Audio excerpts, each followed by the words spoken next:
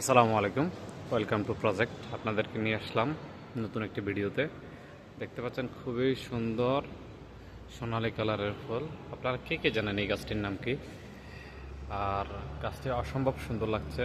আমি এখন এই মুহূর্তে যে জায়গায় দাঁড়িয়ে আছি সেখান থেকে গাছটি দেখে ভালোই লাগছে আমার কাছে। আপনারা কি বলতে পারেন এটি কোথায়? আশা করি একটু সহজ করে দিলে বলতে পারবেন। দেখতে পাচ্ছেন সুন্দর একটি বিমান দাঁড়িয়ে আছে এখানে।